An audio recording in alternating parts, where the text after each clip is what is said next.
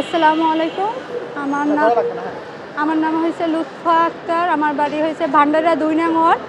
তো আমার এই কারণে আমি এই প্রেস ক্লাবে আসার উদ্দেশ্য হয়েছে, আমি কোনোখানে যাইয়ে সুষ্ঠু বিচার পাইলাম না। সেটা আমি একটা ভুক্তভোগী, আমি একটা মায়ের সন্তান। তো কথা হলো কি, আমরা 4 বোন, ভাই নেই। আমার বাবা 15 বছর আগে গাড়ি অ্যাক্সিডেন্টে একটা আহা ছুটে যায়। সংসারের দায়ভার আমি সব নিই। আমি ছোট হয়েও আমি চাকরি করে আমি টেক কেয়ার করতাম। আমার বাবা আমার চিকিৎসা খরচা এভরিথিং আমি চালাইতাম। আমি অল্পটুক লেখাপড়া, মাথার মেধা খুব ভালো ছিল। যেহেতু 3 থেকে আমি 6-এ আমি মাদ্রাসার লাইনে লেখাপড়া করছি, কাসেমিয়া মাদ্রাসা দাখিল, ওখানে লেখাপড়া করছি। তখন মনে করেন সংসারের হাদিস সম্পর্কে বাবা মার নাকি খেদমত করলে অনেক কিছু পাওয়া যায়। তো আমি একটা ছেলের মতন আমার বাবার টেক কেয়ার করতাম যেটা। তো আমি ঢাকাতে চাকরি করতাম, আমি বনিয়াপাড়াঞ্চে। সেখান থেকে আমি দেখতাম যে মালিবাগ ওখান থেকে বিদেশে লোক নিচ্ছে। তো স্কোয়ারে আমি ইন্টারভিউ দিই, ওখানে গোলাম রাব্বি থেকে ইন্টারভিউ দিই। আমি 2015 সালে আমি বাইরে চলে যাই। সেখান থেকে আমি মাশাআল্লাহ দিলে আমি ওখানে চাকরি করি মরিসাস স্কোয়ার কোম্পানিতে, বৌবাসা তুলসী মন্দির। আপনাকে আমি অ্যাড্রেস বলে দিলাম। তো ওখানে চাকরি করি। প্রথম অবস্থা আমি ওখানে খাওয়া দাওয়া করতে পারি না। তো 16 মাস আমি সকালে মনে হয় 1 ফোঁটা পানিও খাইতাম না। 7:30টায় ডিউটি দিতে অফিসে যেতে হইতো, নামাজ পড়তাম, ফজরে উঠে যেতাম। তো গ্যাস্ট্রিক আনসার হয়ে যায় আমার ওখানে বসে। খুব আমি মানে গ্যাস্ট্রিক আনসার কি মৃত্যুর পর্যায়ে আমি দেখে আসছি। তারপর আমি বাংলাদেশে ব্যাক করি নাই, সেখানে বসে আমি চিকিৎসা ছাড়া ওখানে করাই। তারপর আমার কোম্পানি ভালো চিকিৎসা দেয়, স্কোয়ার কোম্পানিতে চিকিৎসা দেওয়ার পরে আমি 16 মাস যেহেতু সকালে কিচ্ছু খাই না, গ্যাস্ট্রিক আনসার এমন হয়েছে আমার পেটের মধ্যে যা বলতে পারি না। আমার সেভাবে আইসিইউতে আমি কয়েকবারই ভর্তি ছিলাম, অনেক ডকুমেন্ট ছিল আমার, এখন তো রাখি নেই। তারপরে এখন অনেক মেডিকেল সার্টিফিকেট আছে। সেখান থেকে আমি যে আমার যেহেতু ফ্যামিলির জন্য আমি একটা প্রবাসে গেছি, আমি হাল ধরার জন্য, আমি একটু ভালো থাকবো, মা বাবাকে একটু সুস্থভাবে রাখবো, ভালোভাবে রাখবো, মানে কি কারো কাছে যেন হাত না পাততে হয়, সেই জন্য আমি কিন্তু বাইরে দিয়ে গেছি। যেমন আমার বিয়ে হয় নাই, বিয়ে তো কালে গেছি, ওখানে অনেক ছেলে মানে প্রপোজ করে, বিয়ে করতে চায়, কিন্তু কখনো আমি রাজি হই না। আমি স্কোয়ারের যে অনেক মেয়েরা আছে, ফরিদপুরের অনেক মেয়েরা তালিম করতো, যেমন ওখানে তানিয়া ছিল, সীমা আপা আছে, এদের সাথে আমি চলাচল করতাম, নামাজ পড়তাম। এই জন্য কারোর সাথে সম্পর্কও জড়ায় না, সবাই তো এক লেভেলের না। তারপর আমি কী করতাম, চিকিৎসা দিতে আমার খুব, আমি লোন নিয়ে প্রবাসী ব্যাংক থেকে আমি 1.5 লক্ষ টাকা দিয়ে লোন গেছিলাম, সেই লোন পরিশোধ করলাম।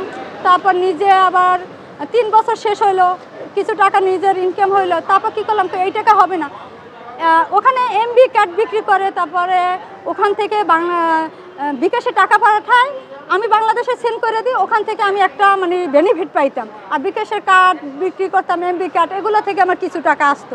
তো ভালো টাকা আমি উপার্জন করছি। তো আবার আমি 2019 সালে আসার পরে আমার মা বাবা কয়, তোর তো বয়স কম হইতেছে না, কোনো ছেলেই কি তোরে পছন্দ না, যে একটা প্রতিবন্ধীরও বিয়ে হয়, আমার কেন হইব না। তো ঘটক লাগাই, প্রায় 7-8 জন আমার ঘটক ছিল, এক দরজা থেকে বের হইতো আর এক ঘটক ঢুকতো।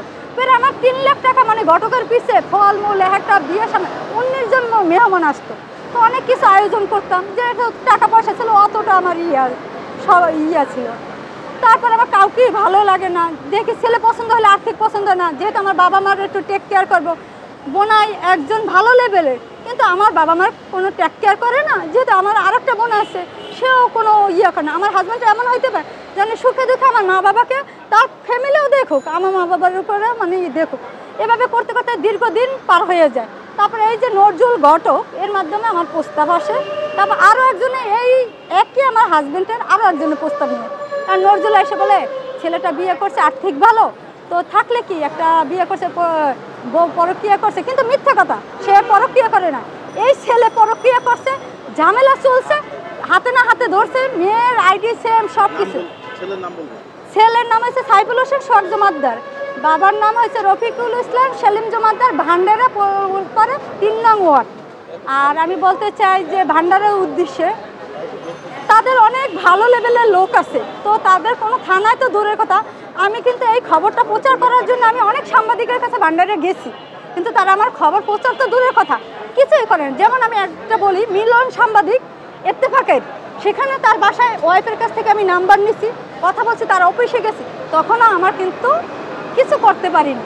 যখন আমাকে কিডন্যাপ করাইছে তখন আমি দেশে আসার পরে মানে কি এই ঘটকের মাধ্যমে আমাদের কথা চলে। এখন বলে কি আমি রাজি হই না, যেহেতু বিবাহিতা, ওনার অনেক মোটা দেখতে, উনি রাজি হয় না, ওনার সাথে আমার আঁকা না। আমি ছিলাম 74 কেজি ওজন, সেই মানুষ এখন আইস এই হয়ে গেছে,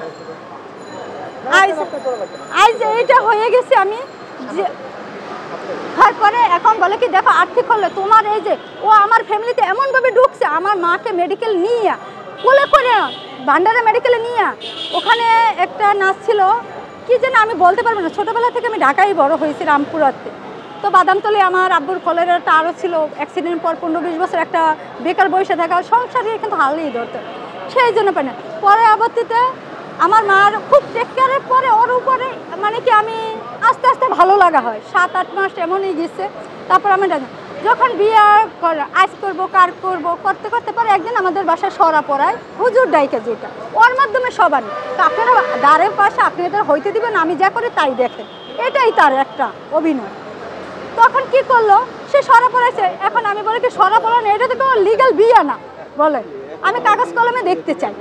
তখন মানে কি সে বলে কি করবানে অনেক দিন ধরে ঘুরাচ্ছে। পরে আমার একটা জমি, নানুর বাড়ির জমিটা টাকা পয়সা দিয়ে মিউটিশন করতে গেছে কাঠাললে, তখন আমার হাজব্যান্ড মিউটিশনে অনেকটা হেল্প করছে, মিথ্যা বলবো যে মানে কথা দিয়ে, সে টাকা পয়সা দিয়ে না, কিন্তু আমার টাকা পয়সা 16,000 না যেন 18,000 টাকা মিউটিশনে লাগছে, আমি নিজে সোনালী ব্যাংক থেকে উঠাই দিচ্ছি। উঠাইয়ে দেওয়ার পরে সে মিউটিশন করছে, ওখান থেকে আমাদের খালা বাড়ি যায়। এখন আমার খালা তো মানে সেখানে সবাই জিজ্ঞেস করে একে তার মেয়ের জামাই, তার বিয়ে হয়েছে, এখন তো সবাই তো মানে জানেন তো গ্রামের যেই কালচার। এখন আমার খালাকা সোহাগ তুমি যে আসছো তাহলে বিয়ে করো, তোমরা যতদিন মন চায় থাকো, আমার কোনো সমস্যা নেই, বিয়েটা লিগ্যালভাবে তোমরা করো। তখন তার বাড়িতে বলে কাবিনটা হয় তার মাধ্যমে, ঘটকানা আমাদের মাধ্যমে, আর না মানে সে যেন গোপন করতে পারি সেই তথ্যটা আমার হাতে না থাকে।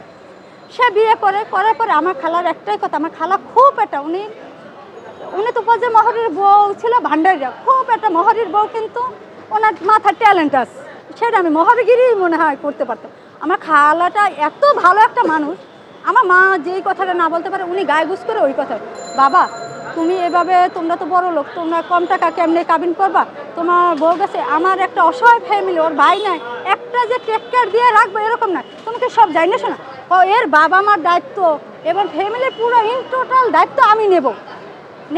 এখন কাবিন দেবা কত, তখন কাবিন কত 10 লাখের আর উপরে উঠবে না। এখন আমি বলছি না, তোমার সাথে বিয়ে হলে 1 কোটি টাকা কাবিন হবে, তোমাদের আশেপাশেও কোনো মেয়ে যাইতে পারে না, মানে আমি একটু মানে কি ইয়া করছি, কেউ যাইতে পারে না, তোমাদের মুখ খুলতে না, তোমার কথা, এটা আমার কথা না, তোমার কথা, যে কল করে আমি তো 1 কোটি টাকা কাবিন দেবা, 1 কোটি টাকা কাবিন না, আমার বাপের যা মানে সম্পদ, আমার যে মুক্তমা, সে যদি আমার বাবাকে বলে যে আজকে আমার সাথে, এভাবে খাস বাংলা ছেলে বলে যে আজকে আমার সাথে ঘুমাইতে হলে এই 2টা মেয়ে জন্ম দিতে, ওদের ছবি আছে ছোট ছোট এখনো, তাহলে এই 2টার ছেলে বাবা সব সম্পদ হ্যার নামে লিখে দেবে, তুমি জানাইও না, ঘটনাটা এইভাবে। তখন লাস্ট পর্যায়ে আমরা বলে তাই 50 লাখ টাকা কাবিন না, তোমার কথাও থাক আমার কথাও থাক, সে রাজি হইল না। পরে মানে কি এটা অনেক ইয়েতে 25 লাখ টাকার মধ্যে আমরা অনেকভাবে আনতে পারলাম। সেই কাজের টাকা পয়সা সে একাই স্পেশালভাবে কথা বলে, মানে কাবিনের যে রিসিপ্টটা দেয় না, সেইটা বলে কি তোমার যখন দরকার আমার কাছে, আমি অন্ধের মতন আমি ভালোবাসতাম। হ্যাঁ, এইবার একটু বলবেন যে আপনি বিয়ে করলেন, কাবিন করলেন, এরপরে কি হইলো সেটা বলুন। তারপরে মানে কি দীর্ঘ আমাদের 6 মাস ভালো গেছে, 6 মাস ভালো যাওয়ার পরে সে বলতো ভিডিও ফোনে দেখাইতো আমাকে, আমার মুক্তমা পচা কলা দেয়, আর আমাকে জ্যৈষ্ঠ মাসের আম পচাটা নষ্ট হইলে ঘর থেকে দেয়, দেখো আমার কত কষ্ট হয়, কান্না করে, সে কান্না শুনলে আপনারা পাগল, ডকুমেন্টস আছে আমার কাছে। তো এই কথা বলে আমি জ্যৈষ্ঠ মাসে আম কিনতাম 14-15 কেজি, যেহেতু বাবা মাকে খাওয়াবো, ওরে 5 কেজি দিয়ে আসতাম, সবাই এলাকায় জানতো যে এই মেয়ে টাকা দেয় সোহাগের হাতে, এরকম বাজে করে, ওরে আমি 5টা আংটি দিয়ে স্বর্ণের ঘুরতাম এরকম, কিন্তু কেউ মুখ খুলতো না যে এই ছেলের কী অকপন। ওরা যদি ইঙ্গিতে আমাকে বলতো না, তাহলে কোনোদিন আমি বিয়ে রাজি হইতাম না। এক দিন এক অটো নিয়ে এক মেয়ের দ্বারে যাইতো এরকম, তার 3,000 টাকা প্রতিদিন গাড়ি বেড়া, এরকম আমি করলাম।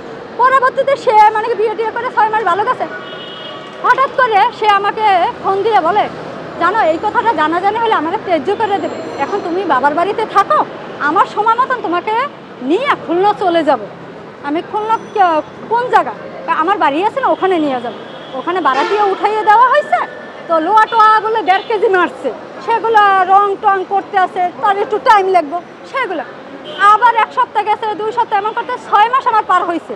সে অন্য মেয়ের সাথে এই মেয়ের সাথে সম্পর্ক করে বেডিং পত্র লইয়ে যায়, যে আমার ফোন আসে, ভাই ভাবি আপনার জামাই শখ ভাই যাই কোথায়, আমি কে আপনার বাড়িতে গেছে, আমি না তো সে সাজুগুজু করে অনেক সুন্দরভাবে মেকআপ করে বের হয়ে গেছে।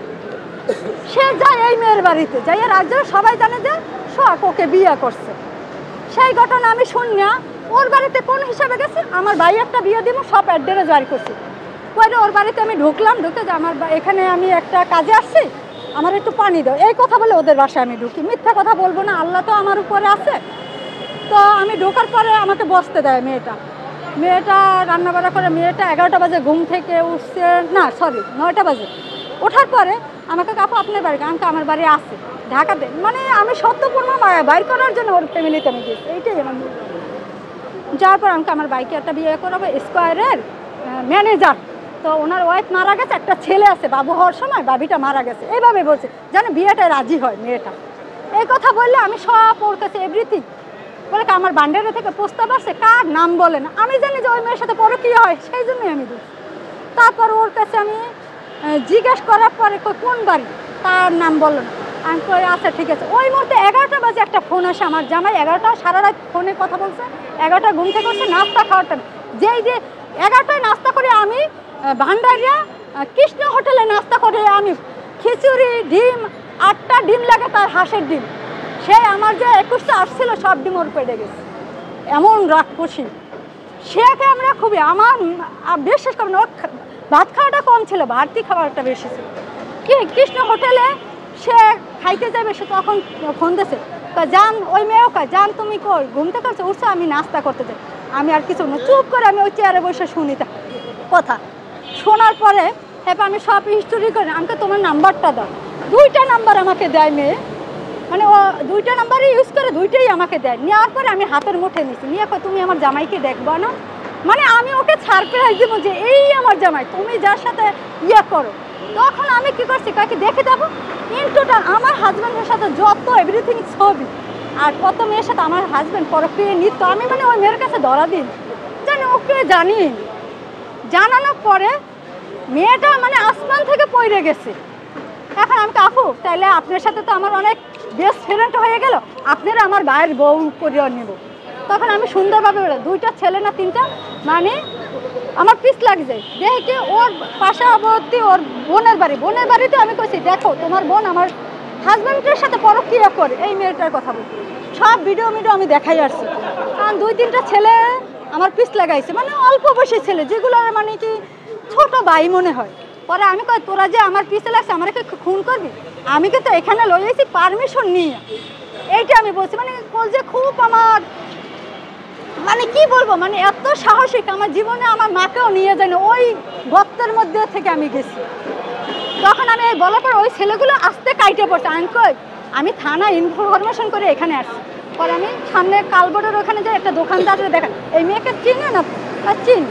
আমি আচ্ছা এই লোকটা কি এখানে আসে, কয় এদের বাসায় তো যায়, ওঠা বসা মানে এভরিথিং সব কিছু। আবার আমার হাজব্যান্ডের ওর নানার বাড়িতে ওর বাবা কাজ করতো।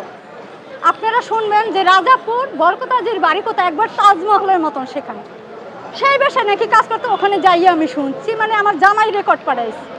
তো আমি বাড়ি করার পরে ও মানে আমার জামাই মানে ভুল যা বোঝানোর ওরে বুঝাইয়া আবার শুরু করছে, ওরা যে এরকম পলিটিক্যাল ওই ঘটক মিল্লা আমার হাজব্যান্ড মিল্লা ওই বাড়ি ওর দুলাভাই বাড়িতে আমাকে নিয়ে কিডন্যাপ করে, মানে অনেক টর্চারিং করে। এরপর আমি মুখ খোলার জন্য অনেক চেষ্টা করি, থানায় আমাকে আটকায় মামলা দেয় মৃণাল দারোগা, রাহাত তালুকদার, তারপরে আরেকজন ইয়ের আছে, ওর নাম কি, আরও একটা লোক আছে ওনার নাম ফারুক দারোগা। আমাকে 11টায় উদ্ধার করছে 999, সেখানে আমার সন্ধ্যা 6টা পর্যন্ত আমাকে চিকিৎসা না দিয়া বমি করতেছিলাম 32টা কামড় নিয়ে আমি। সেখানে আমার কোনো ট্রিটমেন্ট চলে না, একটু পানি খাইতে দেয় না আমার। আপু একটু শর্ট করি, আপনার সাথে তো এখন পর্যন্ত আপনার ভালো সম্পর্ক ছিল আপনার হাজবেন্ডের সাথে, আসলে খারাপ সম্পর্কটা শুরু হলো কোন থেকে? যখন ও আমাকে 6 মাস পরে আমাকে টাইম দেয় না, কথা বলে না, যোগাযোগ করে না, আমার ফোন একটার পর একটা 6টা নাম্বার ছিল ব্লক করে দেওয়া হয়েছে। তার সাথে আমি যোগাযোগ কতদিন পর থেকে শুরু হয়? 6 মাস পর থেকে ঝামেলা। হ্যাঁ, 6 মাস পর থেকে মানে কি আমি জানতে পারি। আর এই যে যোগাযোগ নেই কতদিন? আমার সাথে যোগাযোগ নেয় 2023 সালের আগে থেকেই, বুঝছেন? সে ব্লক করে দিয়েছে, সিম চেঞ্জ করছে, সিম আগেরগুলো কন্টিনিউ নাম্বার আছে, আইডি নাম্বার আছে, সব আছে। এখন তার বিরুদ্ধে আপনার কি কি অভিযোগ আছে? অনেক অভিযোগ। জীবনে এরকম মানে কি আমার লাইফে আমি শুনি নাই একটা মেয়ের সাথে এরকম করে। সে আমাকে পাওয়ার জন্য কি তখন আমাকে মাঝে মাঝে জিজ্ঞাসা তোমার ব্যাংক ব্যালেন্সে কত টাকা আছে সেগুলো জিজ্ঞাসা করতে, যেহেতু আমি প্রবাসী, একটা রিলেটিভ যুদ্ধ। আমি স্কোরে আসার পরে আমি আবার ওর সাথে ঝামেলার মাঝখানে আমাকে চাকরি করার এখন তো আমি ছিলাম আবার জর্ডানে 4-5 বছর ওখানে ছিলাম আমি। বিয়ে আমার বয়স হইতেছে, বিয়ে করতে হবে না, তখন বাংলাদেশে আমি চলে আসি। আপনার কাছে টাকা নিছে, টাকা পয়সার কোনো বিষয় আছে?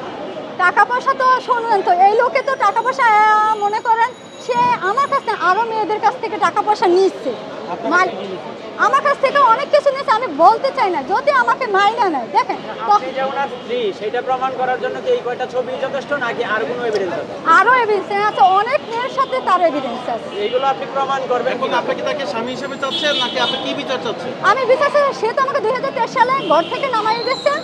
8 মাসে কত তারিখে জানি ঘর থেকে নামাইয়ে সে যে এই মেয়ের সাথে পরকীয়া, আর একটা মাটি ভেঙে মাল্যঘাট মন্নানের মেয়ে, মার নাম হয়েছে তানিশ পাঠান, মেয়ের নাম হয়েছে ছুটি আক্তার মুন, আর ভাইয়ের নাম হয়েছে কি জানি রিফাত হোসেন মেহেদি ওরফে।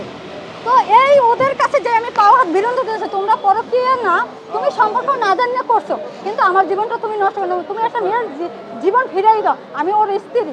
তো অনেক বাধাবৃত্তি দিচ্ছি, তাই শোনে না। এখন এনাকে নিয়ে নাকি আমি শুনি যে বিয়ে হয়েছে, তো কাবিননামা উদ্ধার হয়েছে, আপনারা দেখছেন। আচ্ছা, একটু শর্ট করি, আপনার ওনার সাথে আপনার সম্পর্ক টোটাল যে সংসার, যেটা সংসার কতদিন? ভাই সংসার ওরকম হয় নাই আমার বাবার বাড়ি রাখতে, তার বাড়িতে খুব কম নেছে।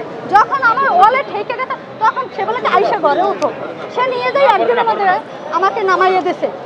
একদিনের মধ্যে চহিদার মেম্বার জামাল চহিদার, টুলু ডাক্তার, তার মাধ্যমে, তারপর খসরু জমাদ্দারের কাছে গেছে, শহর চেয়ারম্যান, মেয়রটা, সবার কাছে আমি গেছি। আপনার কথার যে ধারাটা সেটা হচ্ছে আপনার সাথে সে সম্পর্ক করার পরে আপনার কাছ থেকে অনেক টাকা আত্মসাৎ করেছে, এটা সেটা তো বুঝতেই পারতেছি না। এখন আমি মানে শূন্য হাতে আমি হাঁটতে কেমন? হ্যাঁ, টাকার অ্যামাউন্ট কেমন? অনেক অনেক বাজে।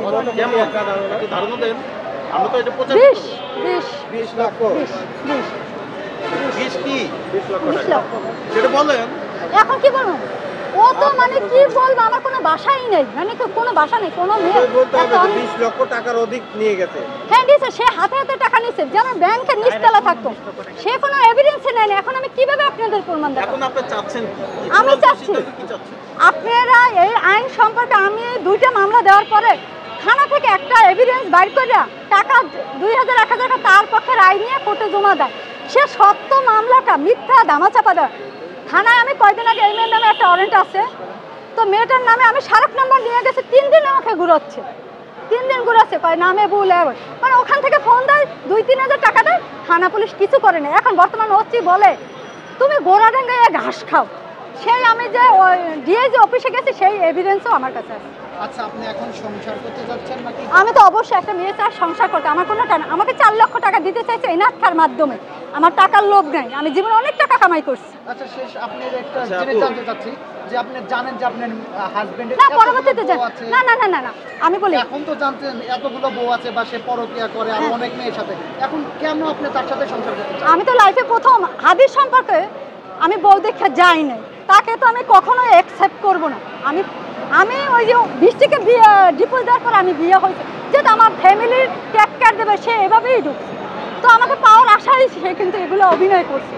তো তারপর আমাকে আর প্রতি মায়া ভালোবাসা তো একজনের তরফ থেকে আসে না ভাই, একটা মানুষের সময় লাগে, কিন্তু সেই সময়টাই সে আমার অর্জন করছে। আচ্ছা, যেহেতু আপনার পরেও আরো আপনার হাজবেন্ড বিয়ে করেছে, হ্যাঁ হ্যাঁ, তাহলে যদি তাদের সাথে আপনি নিয়ে রাখে, মানে বউ অনেকগুলাই, না না না আপনি কি করবেন? না, তার সাথে আমাকে রাখবে কেন? সে তাকে তার বাবার বাড়িতে রাখবে, আমাকে চায়। আমি প্রথম আমি যে পারমিশন ছাড়া কেন বিয়ে করলো? আমি তো একটা প্রথম ওয়াইফ, একটা ওয়াইফের পারমিশন লাগে, আর আমার সাথে ঝামেলা করে তখন কিভাবে বিয়ে করে? একবার বলে কি আমার বাবা করেছে, একবার বলে কি ওই মেয়ের গার্জিয়ান বলে কি আমাকে বাগায়নি। ওখানে কোনো সাক্ষ্য দেখবে না, ওর আত্মীয় স্বজন, ওর আত্মীয় স্বজনের কোনো সাক্ষ্য নেই, ও নিজে নিজে করছে। মানে আপনি সংসার করবেন এখন?